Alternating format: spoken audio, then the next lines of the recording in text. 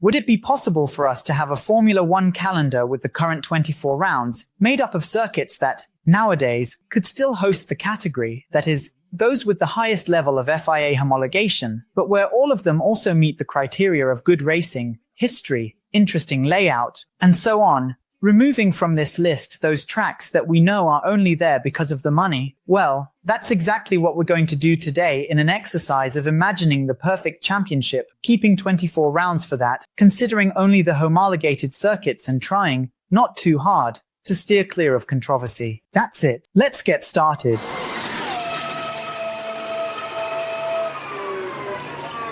I've already explained the criteria. Basically, we have to focus on what still exists. So I can't include Hockenheim in Germany here, that marvelous layout through the forest, almost 6 kilometers of flat-out driving, with the huge straights only broken up by chicanes, because that track doesn't exist anymore. The forest has taken over everything. It was demolished. Or, also in Germany, the Nordschleife, the Northern Loop, the Nürburgring, the Green Hell, with its 200 and something corners and 21 kilometers, which still exists and is used for track days, and hosts the Nürburgring 24 hours there, but which would never be homologated by the FIA to host Formula One for a list of reasons long enough to fill this wall, right? So the criteria are a good track, a good race, a touch of history, fitting into 24 rounds, because that's what the current championship has. When I started watching in '88, at 5 years old, there were 16. So, the championship has grown by 50% since then, and also trying to keep the tracks at least somewhat logical in terms of climate. In other words, there's no point asking for a race in Europe in March, because there's a good chance it'll be very cold. So we know we have to start and finish more or less as it is today. Middle East, Americas. Alright. So let's get to our list. Our imaginary championship, like the real one, has to start where it's warm, as I mentioned. I don't see any reason why that shouldn't happen in Melbourne. The Albert Park circuit continues to provide good races and has improved a lot after the changes made in recent years. The track has become more flowing. There are good overtaking sections. It's challenging, and the walls are close by. This year, for example, there was a crazy race there with rain. I've never been, but everyone says Melbourne embraces the event. And because it opened the championship for so many years in a row, it has that whole vibe of an inaugural race in the early hours, which even has a certain charm. So, in my imaginary championship, it would start in Australia. From there, we'd go to one that's no longer on the calendar, but is much requested by everyone who enjoys it, including those who like to race it on the simulator. Skipping. The Sepang International Circuit is one of those, perhaps the first to join the calendar in 1999, designed by the much-loved and much-hated, more hated than loved engineer Hermann Tilke. He ushered in an era of circuits with grand, extravagant facilities, built with a lot of money, plenty of space, and focused on offering Formula One the best possible experience, not for the spectators, but for those working in the teams. Sepang hosted Formula One and MotoGP for many years, and perhaps still does, I couldn't say for sure. It has an interesting layout, with long straights, high-speed corners, heavy braking zones, and at this time of year, it's subject to what my geography teacher used to call, and I think the textbooks do as well, the Monsoon Asia. This is the region of Asia that's subject to powerful rains, which even made the race there impossible in 2009. It's scorching hot in Malaysia at this time of year, which also brings the rain, and the track is very challenging for both cars and drivers because of the high temperatures. From there, we could go to another place with favorable weather at the start of the year, March or April, Killarney in South Africa, which has opened the championship several times, most recently in '92 and '93. Recently is a bit of an exaggeration, isn't it? A sign that I'm getting old. The circuit is currently being renovated and is actually aiming to host Formula One, but apparently it will have, if it doesn't already, FIA Grade 1 homologation for Formula One. The layout used in '92 and '93 kept part of what was used in the '70s and '80s, remained very technical, a bit less fast, and produced some good races. In '93, in fact, we had a very interesting battle at the front between Senna and Prost, and then Senna and Schumacher for second place. Continuing our tour of places that aren't too cold at this time of year, perhaps already towards the end of April, the next round would be Bahrain. To Bahrain. Yes, I think it has become clear since this track debuted in Formula 1 in 2004 that the Bahrain circuit is validated. Just because it was built with oil money and exaggerated TLC facilities, it doesn't mean that the track is not good. It gives more good races than bad races. It has strong screw-ups, overtaking points, long straights. It doesn't have rain. After all, right, deserts. Although this year there was a drizzle in free practice, if I'm not mistaken, and it is one of those that can already be considered a modern classic in history. And it's really fun to play on the simulator, although it's been a while since I last played on one, but I remember it very well. Moving into the so-called European season, very similar to what happened in the 90s and also this year, we would arrive in the old world via Imola. There's no way around it. That region lives and breathes motorsport. Home to Ducati, Ferrari, Lamborghini, Pagani, everything there revolves around cars. Even though I mentioned Ducati. But anyway, you know what I mean. Everything there revolves around, well, engines. The circuit layout is flowing. It's true. It lost some of its charm with the changes after '94, but there's still a lot that's interesting. There's the passionate atmosphere of the Tifosi and a very rich history. Yes, I know, it's true, with some sad moments. But anyway, there's a lot of history. Imola, in fact, as I've already mentioned here in our track walk video, link in the description, is truly considered the home of Ferrari, not Monza, because it's just 40 or 50 kilometers from the factory. And it wasn't me who said that, it was the commentator Enzo himself. That's why, every year when there's Formula 1 there, and it might not happen anymore, the pilgrimage of Ferrari fans dressed in red is phenomenal. We've got a controversy here. I know this will spark debate. Monaco has reached a turning point in Formula 1. Something will have to be done. That's true. It keeps its certification to continue hosting Formula 1 more out of the will of those involved, because if you look at the strict letter of the regulations, it doesn't meet any of the necessary requirements. Neither the width, nor the lengths, nor the runoff areas, nothing. But, remembering that this is a business that includes sport, as Frank Williams would say, Monaco has to be on the calendar. All the sponsors want to take their guests there. All the drivers want to win there. And if, from a sporting perspective, the event is falling short, and that's true, there are proposals to change the circuit to keep it alive, providing good sporting competition, making some changes as suggested by Alexander Wurz, and even others involving floating bridges over the sea, and so on. But the truth is, there's no way around it. You can't have Formula 1 without the challenge, which defies logic, of putting those cars out there, driving like that, at that speed, so close to the barriers. If I get the chance, I'll see it up close one day. From Imola, my dream championship would go to Paul Ricard, but I want to add a caveat here. I'd have my race on the super short layout from 89 and 90, which is FA homologated for Formula 1, but isn't used because the lap times might be under a minute. But who cares about that? Just imagine a frantic race with, I don't know, over 100 laps because the track would end up being so short, keeping the high-speed section of the Mistral straight flat out, a straight that was 1.8 kilometers long and then had a big sweeping corner at the end, on a sunny Sunday like happened so many times, including that almost miraculous Leighton House victory in 1990. Remember? From France, we could head to the United Kingdom, crossing the English Channel towards what is basically the birthplace of Formula 1, Silverstone, challenging high-speed corners in succession, long straights, a passionate atmosphere, hundreds of thousands of fans in the English summer. I really want to see this race up close. They say it's sensational and still delivers great racing despite its age. Silverstone has already undergone several changes, adjustments, and modernizations, but it's impossible to imagine a Formula 1 championship without the old base, the era of the RAF, the Royal Air Force.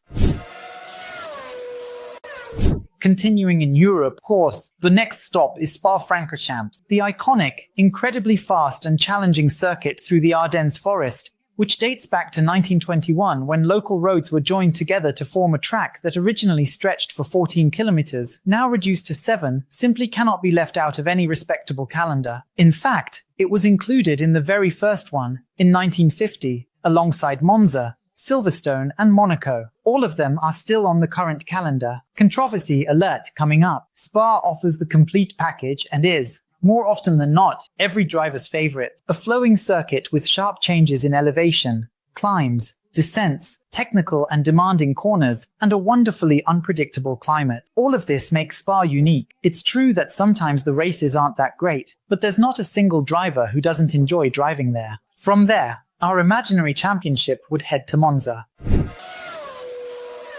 The Temple of Motorsport, founded in 1922, a year after Spa, a byword for tradition, extremely high speeds, and also a place of pilgrimage for the tifosi. Monza's layout hasn't changed for quite some time, and it doesn't need to either. Basically, there are huge straights connected by a few chicanes, which were actually put there to reduce the circuit's average speed. There are plenty of overtakes, long straights, and slipstreaming is absolutely crucial. Monza is almost Formula One's oval, and there actually used to be an oval there. We've told that story here more than once. Remember Monza Naples? That's right.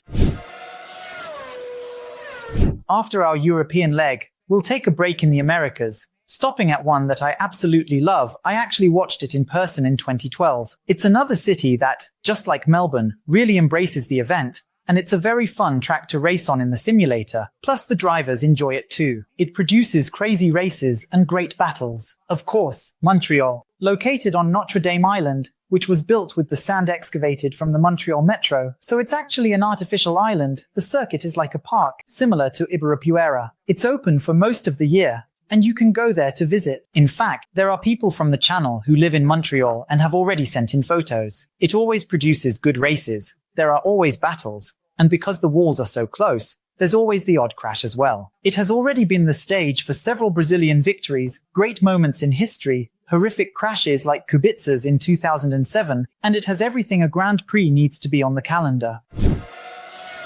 Our tour through the Americas would, of course, include Austin, a permanent circuit built in the Texan city. It marked the beginning of the United States awakening to Formula One back in 2012, in other words, another modern classic. The grandstands are always packed, and the circuit layout is both challenging and interesting. There are high-speed corners, low-speed corners, heavy braking zones, climbs, descents, with sections clearly inspired by Suzuka and Silverstone, which have worked out really well. This would mark the end of our journey through the Americas, which, in my ideal world, would have only one race in the United States, not three. My championship, my rules. But yes, it does deserve to have a race in Uncle Sam's land, especially on a permanent circuit, a proper racetrack.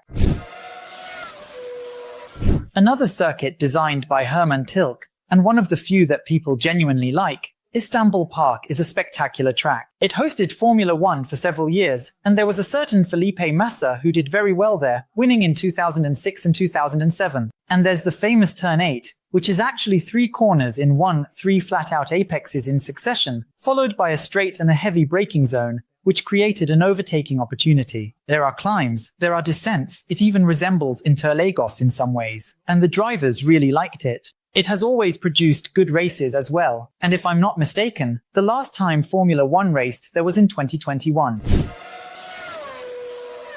Just across the street from there, I'm not sure if you can get there by truck, because I don't know if it crosses any current conflict zones, is Baku. It's a street circuit, not everyone is a fan of street tracks, but Baku has already earned a place in many people's hearts because it delivers good races. Some places have that quality, you can't quite put your finger on why. Maybe it's the local atmosphere, something magnetic, but crazy things happen on that track. It features the longest stretch of continuous acceleration on the calendar, 2.2 kilometers. It made its debut on the calendar back in the distant year of 2016, and for me, it brings together several essential elements. A venue, let's put it this way, that's a bit out of the ordinary, something the Formula One Championship needs. A street circuit, good for overtaking, and one that still brings an element of chaos, for me, that's a winner. Baku stays.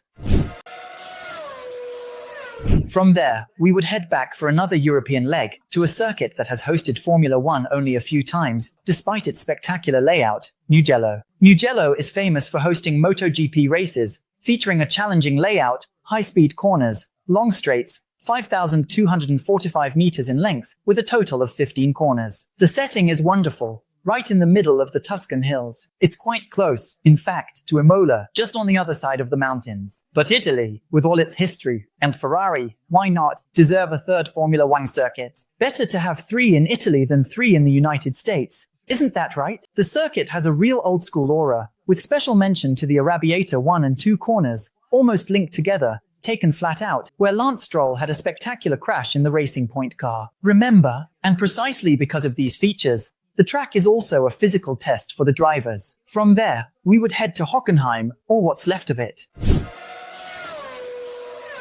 Despite the butchering carried out by the local organizers, who have practically cut the circuit in half, it's true that Germany needs to have a Formula One race. It's actually absurd that it doesn't. After all, there's Mercedes, soon there will be Audi, there's Schumacher's history, there's Vettel, there's Nico Rosberg. In short, an economic and automotive powerhouse like Germany, which makes so many great cars, simply has to have a Formula One race. And in my ideal championship, it would be held at Hockenheim. It's true that the track has been shortened, but it has retained some features, such as flat-out sections and very heavy braking zones that allow for good overtaking.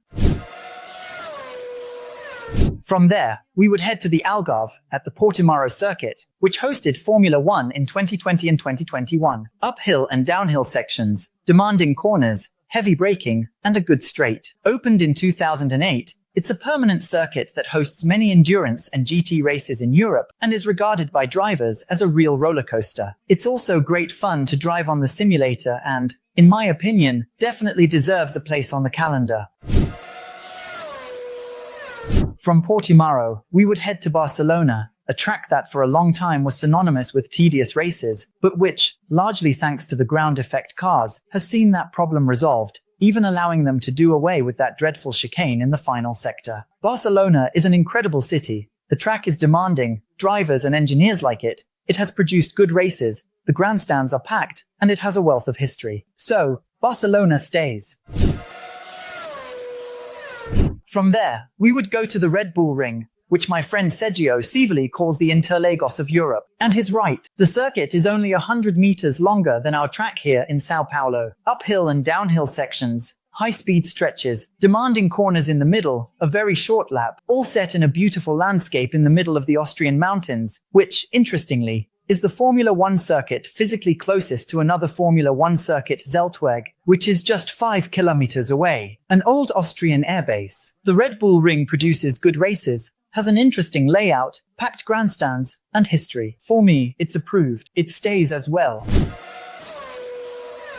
From the Red Bull Ring, you can drive a lorry to the Hungaroring in Budapest. For many years, like Barcelona but for different reasons, the track was synonymous with boredom, races where no one overtook anyone, and so on. But, for various reasons, it started to produce good races, even before the ground effect era. And nowadays, it even provides good battles and good races. Because of its location, the grandstands are packed and, they say, Budapest is a wonderful city on the banks of the Danube. For me, it has all the elements, historical, and in terms of the crowd. The track isn't even that bad anymore. I'd rather have the Hungaroring than one in the middle of the desert or in Las Vegas.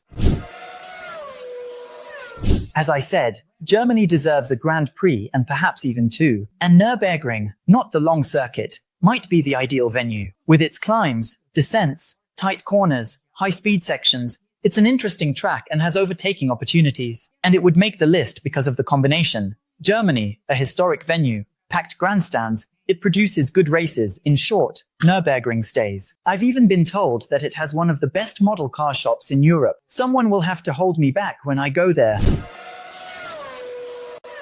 Our championship, which in this calendar year had a doubleheader in Germany, would head to the other side of the world for a doubleheader in Japan, Suzuka and Fuji, so as not to upset anyone, whether you like Toyota cars or Honda cars.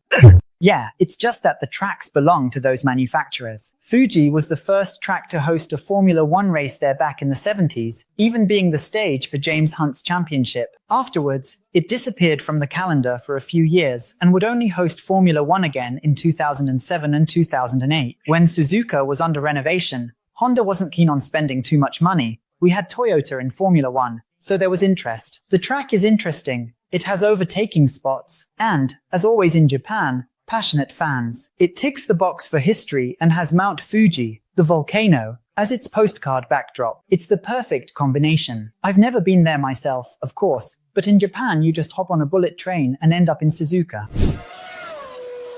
Suzuka has a challenging layout, plenty of history, passionate fans, and it's already on the calendar, obviously. That means it has FIA homologation. It has the charm of being the only figure-8 circuit on the calendar. It's adored by the drivers. It's very demanding. And with that, it ticks all the boxes.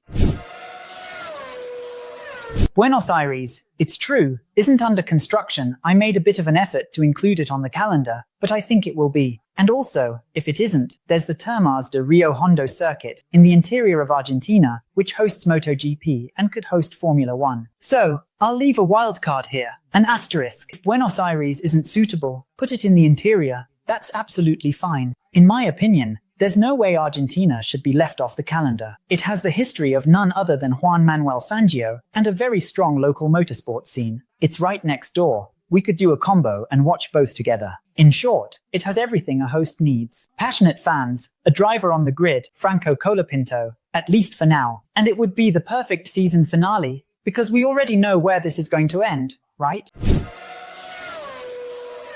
Some English journalists say the championship should start and finish at Interlagos. And I've already seen memes going around about the ideal Formula 1 calendar, 24 races in Sao Paulo. Interlagos has a wonderful layout, which has admittedly become a bit short for modern Formula 1, but it never disappoints. It produces excellent races. There are packed grandstands, there's history, and besides the incredible circuit, the weather is unpredictable. Every time I go there, as I've already told you, if I'm wearing trousers, I take shorts, and if I'm in shorts, I take trousers. I pack a jumper in my backpack, sun cream, a cap, and a raincoat, because the microclimate in that area, just like in Spa, is completely unique. Nothing that applies to the rest of the city applies there. For me, the championship finale has to be in Sao Paulo. It would be perfect, but unfortunately, Formula 1 sells this slot, at a high price, to Abu Dhabi, which would never be on my 24-race calendar. I don't think I've forgotten any. I even had to stretch things a bit to include some, but that would be my perfect championship. And yours? Did I forget any? Comment below. You might not agree, but you have to admit I put a lot of effort into it. I tried to be very sensible and apply realistic criteria. You can't just say, oh, I'd include the Indianapolis 500. That track would never be homologated for Formula 1. Nor would the lovely and extremely dangerous Nordschleife, and so on. But yes, comment below. It took a lot of work to put this list together. Don't want to suggest any tracks? Use the comment box to help us boost engagement. Leave a little emoji. Send a shout out to your girlfriend or boyfriend. Tell us where you're watching from. Anything works for the algorithm to recognize it as engagement and keep spreading our content across the internet. On the way to 300,000 subscribers. We are already at 219 on the day of recording this video, June 4th. Leave a like, it's free, doesn't cost a thing, you know it really helps the channel. Do me this favor, do us this favor. And so you don't miss out on anything we do here, we have notification channels, Instagram, Telegram, and WhatsApp, with thousands of subscribed members receiving an automatic message as soon as I publish each of our pieces of content here. There were 880 last year. Last but not least, our social media, Instagram, Twitter, Threads, and TikTok, where there's content all the time. The handles are showing here, and the link is also down below in the description. Alright, that's it then. Yeah, take care.